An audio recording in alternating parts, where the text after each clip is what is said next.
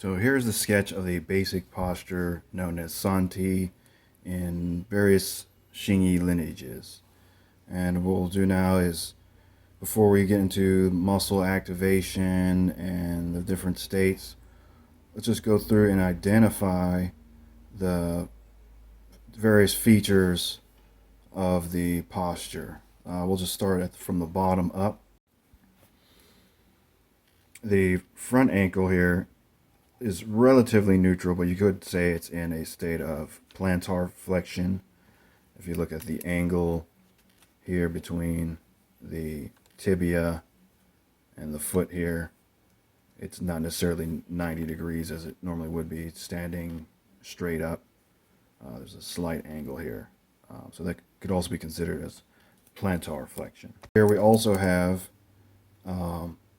internal rotation. So the front foot is turned slightly in, and then external rotation in the rear foot. We have dorsiflexion down in the ankle, in the rear ankle, and then we see knee flexion in both knees, and then hip flexion. And it might be hard to tell in this drawing, but we have some slight trunk rotation towards the rear side.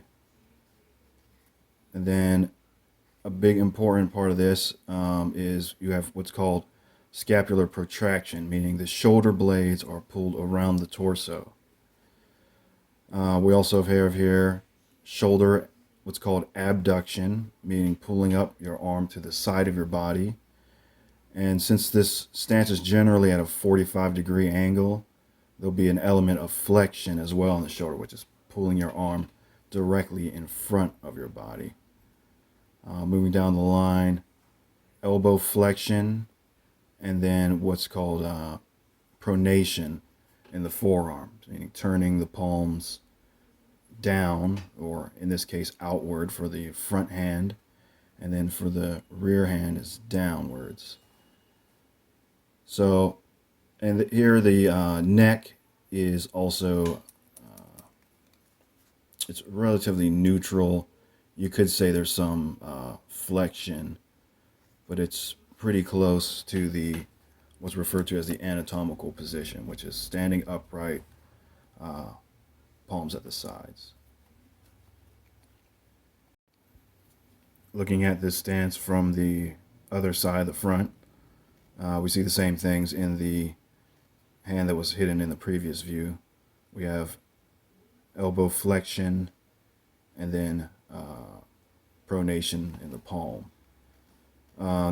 What you don't have here with the rear hand is shoulder abduction, but you still have scapular protraction on the right side as the shoulders are pulled forward and the shoulder blades are pulled around the torso.